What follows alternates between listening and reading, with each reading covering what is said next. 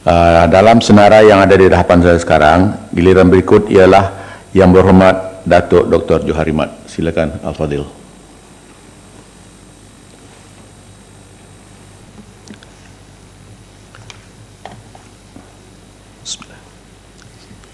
Assalamualaikum warahmatullahi wabarakatuh. Waalaikumsalam. Terima kasih Datuk Yang di-Pertua kerana telah memberi peluang kepada saya untuk turut mengambil peranan serta dalam perbahasan titah ucapan Seri Paduka Baginda Yang di-Pertuan Agong dalam mesyuarat pertama penggal kedua Parlimen ke-13 pada 10 Mac yang lalu. Tuan di-Pertua, sebelum saya pergi lebih jauh, saya ingin menyampaikan ucapan simpati yang tidak terhingga kepada keluarga, anak-anak kapal dan juga penumpang yang telah hilang. Sampai sekarang kita masih menunggu beritanya. Dan kepada mereka kita berdoa pada Allah Subhanahu Wa Taala supaya Allah memberi ketabahan di atas tragedi yang berlaku. Dan itu merupakan satu ketentuan dan kita memohon supaya berita baik akan kita terima tidak berapa lama lagi. Perkara yang sama saya ucapkan syabas dan tahniah kepada pihak kerajaan yang telah berusaha bersungguh-sungguh untuk mencari dan memastikan kedudukan yang sebenar apa yang telah berlaku sejak dulu sampai kepada hari ini. Dan kita doakan supaya usaha-usaha ini diberi keberkatan dan kejayaan nanti. Pada kesempatan ini juga saya mohon kepada seluruh rakyat Malaysia supaya sentiasa memberi kerjasama dan berdoa yang tidak putus-putus untuk kesejahteraan, khasnya kepada anak-anak, keluarga mereka dan juga kepada siapa sahaja yang terbabit. Kesempatan ini saya ingin menyampaikan ucapan takziah kepada keluarga mendiang kapal yang telah pergi dan mereka telah orang yang disayangi telah meninggal mereka. Seterusnya saya ingin menyampaikan ucapan syukur sebanyak-banyak kepada Allah dan sabas kepada semua kaki tangan penerbangan MAS yang telah dapat mendarat dengan baik dan tidak mengalami apa-apa bencana yang tidak diingini. Ini sebagai satu tanda syukur yang amat besar kita rakyat Malaysia kepada Allah Subhanahu Wa Taala dan kepada kegigihan mereka-mereka yang berkenaan. Tuan di-Pertua, daripada ucapan titah Seri Paduka yang panjang ini, saya nampak syarat dengan saranan-saranan, pemikiran-pemikiran yang sangat perlu diberi perhatian oleh kita rakyat Malaysia, khasnya kita di Dewan Negara ini. Tuan di-Pertua, saya ringkaskan ucapan saya ini dalam fakta-fakta yang berikut. Saya melihat fakta yang tersurat di dalam ucapan ini, kita perlu satu tempat tinggal. Ucapan itu saya dapat simpulkan baginda mengajak kita kepada kesejahteraan hidup yang baik. Kesejahteraan itu dapat kita lihat, yang pertama ada tempat tinggal yang selesa, mempunyai pakaian yang cukup, makanan yang cukup, ada pengangkutan dan kemudahan dalam perhubungan, ada persekitaran yang bersih dan kondusif, keluarga yang harmoni, pendidikan yang bagus, memberi perhatian kepada generasi muda dan menyayangi menghormati generasi tua. Dengan itu, negara aman, negara kita akan jadi aman sejahtera apabila tidak berlakunya atau kurang indeks jenayahnya. Masyarakat hidup berkasih sayang dan bertoleransi antara satu sama lain. Kemudian masyarakat saling lengkap melengkapi antara satu sama lain. Katakan kita dalam rumpun kaum-kaum di Malaysia mempunyai keistimewaan berbagai yang tidak sama. Rumpun A mempunyai keistimewaannya, begitulah juga sebaliknya rumpun B ada keistimewaannya. Jadi keistimewaan ini kita melihat sebagai melengkap antara satu sama lain, dan ini merupakan asas untuk berpadu. Manusia dijadikan oleh Allah bukan untuk berkelahi dan bersengketa antara satu sama lain. Dan malah Al-Quran di dalam banyak ayatnya antara lain menyebut, saya bacakan, A'udzubillahi minasyaitonirrajim. Ya ayuhan nas, inna khalaqnakum min dzakarin wa untha wa ja'alnakum syu'uban wa qabaila lita'arafu inna akramakum 'indallahi atqakum. Maksudnya, wahai seluruh manusia, wahai seluruh insan, kami jadikan kamu laki-laki dan perempuan, dan kami jadikan kamu berbangsa dan berpuak-puak, bergolongan, hanyalah semata-mata untuk ta'aruf, berkenalan, bukan untuk bersengketa. Jadi kalau kita ambil dasar ini, maka kita boleh hidup aman damai. Setiap orang mempunyai kelebihan, boleh membantu orang lain, dan orang lain dapat menerima kelebihan itu. Begitu juga masyarakat negara yang menikmati rezeki limpah ruah yang banyak dan rezeki ekonomi yang mampan, taraf hidup, pendidikan dan kesihatan, taraf kesihatan yang baik, dan seterusnya Allah mengampun. Maksudnya tidak berlaku jenayah di dalam kehidupan. Di dalam merealisasikan hal ini, saya melihat dalam negara kita ada 24 kementerian, dan satu-satu kementerian itu dipimpin oleh seorang menteri dan timbalannya, dan ada beberapa kementerian yang mempunyai 2 menteri, dan begitulah juga ada, kita tengok jabatan Perdana Menteri lebih daripada beberapa orang menteri. Ini tidak termasuk timbalan-timbalan menteri di semua kementerian, dan begitulah juga semua pegawai dan kaki tangan. Ini adalah untuk merealisasikan kesejahteraan, keharmonian, perpaduan dan kehidupan yang selesa kepada rakyat di dalam negara kita. Datuk Yang Dipertua, saya ingin menyebut sikit berhubung dengan tragedi MAS 370.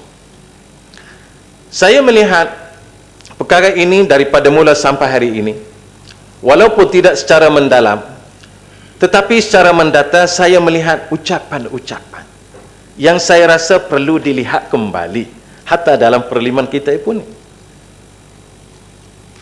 portal resmi. Saya melihat ada orang mengucap takziah kepada keluarga mangsa. Apa makna takziah? Takziah ni maknanya orang mati. Kerajaan Malaysia belum mengisytiharkan mereka mati. Apabila belum isytihar mati, maka ucapan takziah tidak boleh kita lakukan. Itu menyentuh perasaan banyak pihak, terutamanya keluarga. Dan ada keluarga yang tidak mahu lagi menerima hal itu, dan kalau kita tengok dalam jawapan timbalan Menteri Pengangkutan 2 hari lepas, keadaan itu telah diberi feedback ataupun respon daripada pihak keluarga dan sebagainya. Dan saya melihat juga ada orang yang bertelingkah di dalam hal ini. Pada saya, kalau menurut pandangan ulama-ulama Islam, masalah kehilangan ini telah berlaku sejak daripada dulu sampai sekarang. Kerana itu mereka memberi pandangan. Ada yang memberi pandangan 4 tahun baru boleh dikatakan mereka akan mati. Ada pandangan sampai 120 tahun. Ada pandangan 70 tahun. Ada pandangan 40 tahun dan sebagainya. Ia tidak merupakan satu kata putus. Kenapa tidak ada kata putus? Ialah kerana tidak ada nas yang jelas berhubung dengan hal itu.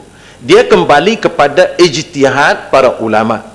Kalau zaman dahulu orang hilang ada 2 saja, hilang di darat dan hilang di laut. Dan begitu juga gempa bumi. Kalau sekiranya hilang di darat, ada yang mengatakan 4 tahun tunggu. Hilang ni makna hilang, tidak ada satu berita. Kalau hilang di laut juga sama. Dan kalau hilang dalam gempa bumi, mereka ada yang memberi pandangan cukup menunggu hanya setahun. Walau bagaimanapun, hal ini saya katakan tidak ada satu kata putus, karena tidak ada nas yang jelas dan terang. Maka ia terpulang kepada kerajaan untuk membuat keputusan. Itu yang muktamad. Kalau sebelum membuat keputusan, saya berpendapat perlu diambil kira semua pendapat dan pandangan, dan kita tidak hanya perlu melihat satu-satu pandangan saja, tapi kita ambil semua pandangan dan kita rumuskan mana yang lebih maslahah dan baik untuk semua pihak. Saya beri contoh, kalau sekiranya seorang isteri yang ditinggalkan, kalau sekiranya menurut pandangan 4 tahun, maka dia tidak boleh berkahwin. Begitu juga kalau ada harta pusaka, tidak boleh dibahagi kerana dia belum meninggal. Begitulah seterusnya. Jadi perkara ini perlu dilihat secara holistik oleh pihak kerajaan supaya semua pihak mendapat kebaikan-kebaikan. Memang hal-hal ini telah diperdebatkan, bukan baru, tapi perkara ini sudah lama dan kita pun akan menghadapi perkara yang sama. Tuan Dipertua, itu sedikit pandangan saya, kalau boleh saya berkongsi. Tuan Dipertua, saya ingat lagi di dalam Dewan ini kita telah meluluskan Akta Perubatan Alternatif. Sekarang ini saya rasa nak bertanya pihak kementerian, sejauh mana perubatan alternatif ini berjalan dan terlaksana, dan kita melihat ada jawatan kuasa mengikut perubatan-perubatan masing-masing daripada semua kaum. Dan saya ingin bertanya kepada pihak kementerian, sejauh manakah hal ini telah diambil kira dan sejauh manakah ianya telah berlaku, dan kita tidak mahu hal-hal ini berlaku di luar daripada kawalan yang telah diberikan. Kemudian Datuk Yang Pertua, saya mula masuk ke Dewan Negara ini pada 7 hari bulan 7 11 2011. Pada ketika itu saya melihat ada satu kenyataan daripada Timbalan Menteri di Jabatan Perdana Menteri sekarang ini telah bersara, menyatakan anak di luar nikah telah mencapai 200,000 lebih. Saya telah membangkitkan hal itu di dalam Dewan ini. Apa tindakan yang akan dibuat oleh anak tak sah taraf? Apakah tindakan yang telah dan sedang akan dibuat oleh pihak kerajaan untuk membantu mereka? Kerana anak tak sah taraf ini dia mempunyai beberapa kategori. Antaranya ialah ibu bapa yang berkahwin di luar negara seperti Thailand tetapi tidak mendaftar.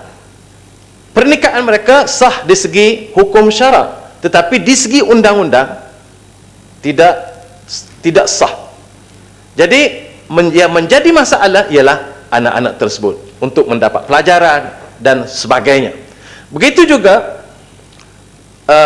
hal ini berlaku ialah hasil daripada perkahwinan yang menurut pandangan yang dipegang oleh negara kita ialah tak cukup 6 bulan 2 lahzah. Saya pun suka nak cakap ni 2 lahzah ni. 2 lahzah ni tak sampai sekelip mata. Tak sampai? Sekelip mata. Oh, sekelip mata. Sekelip mata.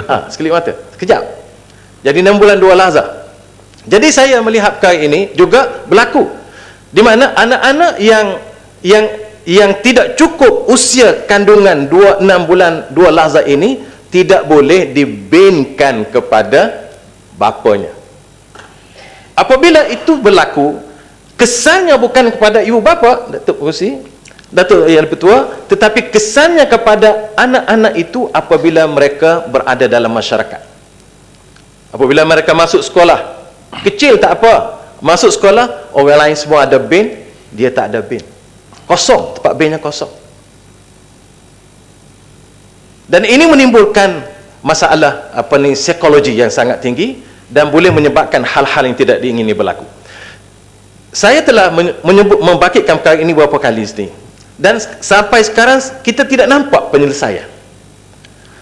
Tuan Dipertua, saya rasa kita perlu buka sedikit perbincangan supaya hal-hal ini dapat diatasi. Dan kita tidak perlu hanya berpegang kepada satu aliran pendapat sahaja. Ambil mana-mana pendapat yang boleh menyelesaikan masalah. Dan telah banyak di dalam masyarakat kita, khasnya dalam bidang Islam ini, kita tidak semata-mata berpegang kepada satu mazhab saja seperti mazhab Syafi'i. Tak. Kita banyak dah kita guna mazhab lain. Sebagai contoh, saya bawakan di sini di segi zakat. Kalau mazhab Syafi'i, zakat kena beras. Tapi sekarang orang tak bawa beras lagi, pakai nilai. Itu satu. Yang kedua, sebagai contoh lagi, berhubung dengan takaful, perniagaan, keuangan, sistem keuangan, tidak memakai mazhab Syafi'i sepenuhnya, tetapi telah mengambil, diadunkan, memilih mana-mana seperti mazhab Hanafi. Ini merupakan satu kelonggaran, satu fleksibel yang perlu dilihat oleh kita semua, dan saya menyarankan supaya dilihat secara sungguh-sungguh perkara ini kerana kepentingan anak-anak ini. Dan daripada 200,000 lebih itu adalah 880,000 anak-anak Muslim yang mereka nanti tidak akan dapat BEN atau tidak akan dapat persekolahan yang cukup. Itu pada tahun 2011. Sekarang ini mungkin ada angka lain. Jadi saya harap pihak kementerian perlu memberi tumpuan dan penekanan. Ini adalah untuk kesejahteraan rakyat sebagaimana yang telah dititahkan oleh Baginda. Tuan Di-Pertua, berpindah kepada Kementerian Pelajaran. Kementerian Pelajaran telah membuat reformasi yang hebat di dalam 2013-2005. Kita harap perkara ini berlaku dan dapat memberi input yang baik kepada negara, khasnya kepada generasi muda. Kita hari ini generasi lama, yang akan memimpin masyarakat adalah mereka, anak-anak kita nanti. Kalau bagaimana kita mencorakkan mereka, begitulah pemimpinan negara masa akan datang. Ini sangat penting. Dalam hal ini, Datuk Pengerusi, jawapan Menteri semalam, antara lain yang menarik perhatian saya ialah Menteri memberitahu dalam transformasi ini dia menekankan pendidikan rohani. Itu sangat bagus, sangat cantik, kerana masalah masyarakat, khasnya orang-orang Islam, apabila mereka tidak diberi tekanan dan pendidikan yang betul-betul berhubung dengan kerohanian rohani ini, mereka akan mungkin menyebabkan mereka akan berlaku gejala-gejala yang tidak baik. Gejala yang tidak baik ini bukan sahaja berlaku di kalangan anak-anak, orang muda, tetapi dia juga berlaku sampai orang dewasa, dan malah bukan rakyat biasa juga, tetapi dia terlibat kepada pegawai-pegawai dan juga ahli-ahli politik seperti kita. Ini adalah berlaku ekoran daripada rohani, jiwa yang menyebabkan. Karena itu kalau kita tengok laporan audit yang telah membentangkan ada ketirisan, ada masalah, ini sebenarnya ialah accountability atau tanggungjawab. Kita tak kata mereka menerima riswah, tetapi ialah tanggungjawab, sehingga berlaku ketirisan, berlaku kelambatan, sehingga kos pembinaan umpamanya naik. Kita tidak nafikan kalau sepatut setahun siap tapi masuk 2 tahun atau setahun setengah, kosnya sudah meningkat. Ini merupakan satu keadaan yang boleh kita atasi apabila mempunyai pendidikan rohani itu dibetulkan. Saya ingin dalam hubungan ini, saya juga mengetahui bahawa banyak program di sekolah berhubung dengan kerohanian ini. Ada pelajaran agama, ada JECOV dan sebagainya. Namun sampai sekarang saya rasa kedudukan pendidikan Islam di sekolah-sekolah masih ditakut lama. Takut lama di segi pengiktirafan. Pendidikan Islam, pelajaran Islam tidak menjadi satu mata pelajaran wajib. Kalau UPSR, pendidikan Islam tak masuk. Baik. Apabila sesuatu pelajaran itu tidak diwajibkan, maka anak-anak kita, termasuk ibu bapa kita, tidak memberi perhatian. Mereka akan memberi perhatian seperti tuition dan sebagainya hanya kepada pelajaran wajib. BM, Bahasa Inggeris, BI, Matematik, Sains, apa lagi satu lagi, saya ada 5 subjek. Inilah subjek yang telah diberi tumpuan. Pengajian Islam, pendidikan Islam, tidak ada apa-apa nilai di dalam kelulusan itu. Mohon mencelah Yang Berhormat. Terima kasih Yang Berhormat. Yang Berhormat menyebut tentang mata pelajaran agama Islam yang diajar di sekolah-sekolah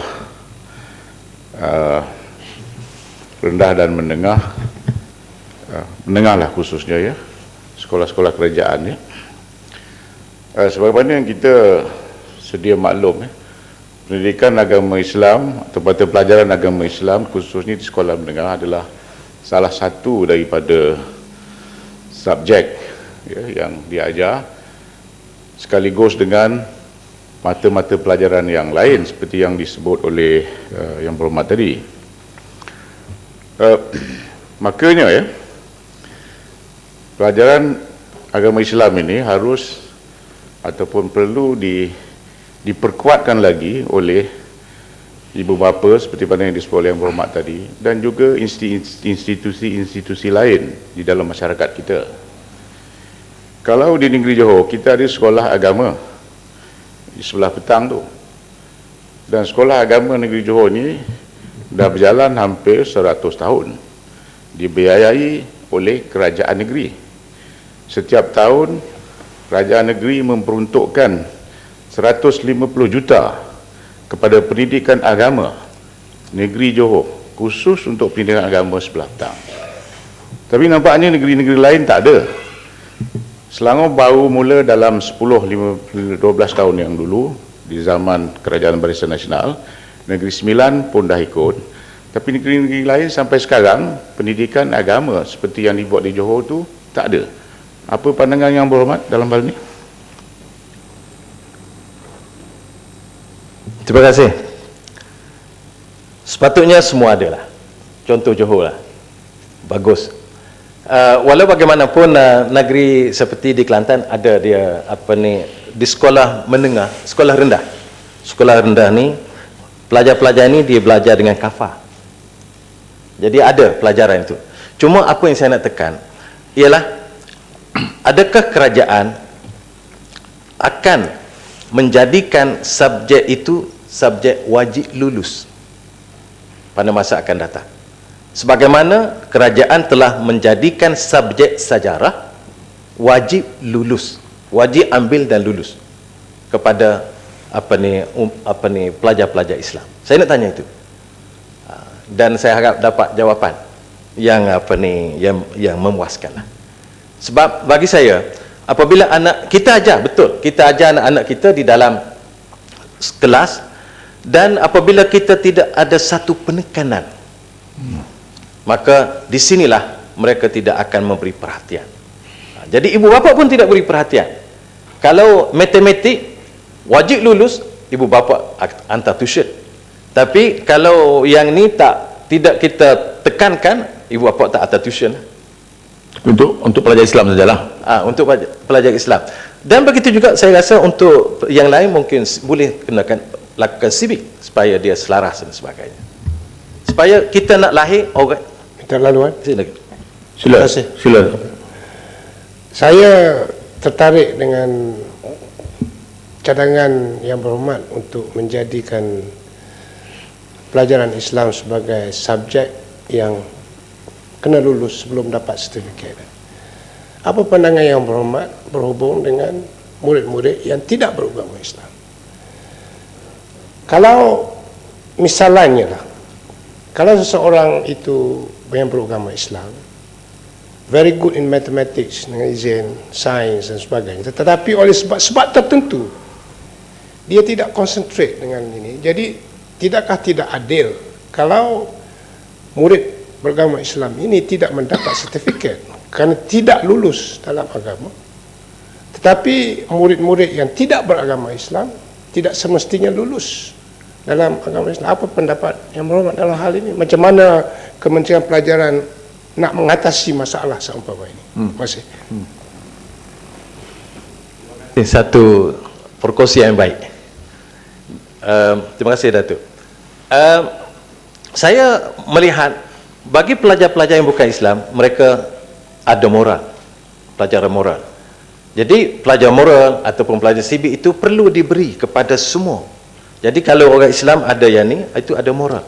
Supaya kita dapat lahirkan masyarakat yang baik dan budi berbahasa di dalam masyarakat kita. Saya menginginkan nak melihat anak-anak kita yang akan lahir sebagai orang-orang dewasa pada masa akan datang mempunyai akhlak yang tinggi dan moral yang baik. Jadi saya rasa di sini perlu diberi penekanan agar kita akan dapat melahirkan orang-orang yang senang dan mendapat pengiktirafan daripada orang lain juga. Perkara yang kedua berhubung dengan kementerian. Saya mohon sikit, Datuk. Sila. Seronok juga bila topik yang sebegini. Terima kasih Datuk berkenan dengan topik agama Islam ni kan dari segi subjek pendidikan. Sebab apa yang kita tahu, yang pertama sekali kalau kita lihat dari segi perlembagaan kita sendiri pun, dalam konteks amalan agama Islam adalah orang kata apa, agama rasmi dalam perlembagaan kita. Dan sebelum ini juga kita pernah lihat subjek sejarah adalah subjek pilihan untuk pelajar-pelajar, tetapi sekarang subjek sejarah telah menjadi subjek wajib untuk lulus.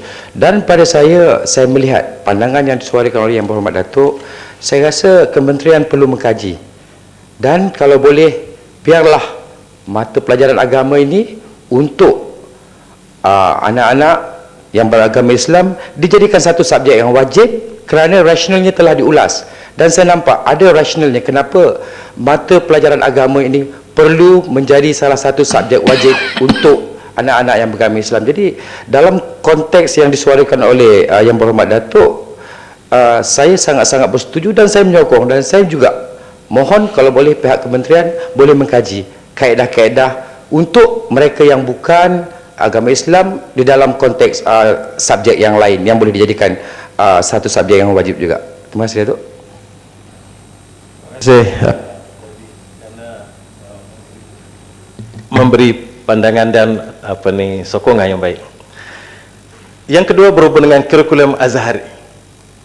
Saya mendapat maklum bahawa pihak yang berkenaan telah menggubal satu kurikulum untuk menggantikan kurikulum Azhari yang diajar di sekolah-sekolah Arab, agama Arab di seluruh negara. Dan saya ingin mengetahui setakat ini apakah masalah yang dihadapi di dalam pelaksanaan kurikulum Azhari ini sehingga perlu ada satu kurikulum baru yang telah digubal untuk diajar kepada anak-anak di sekolah-sekolah berkenaan.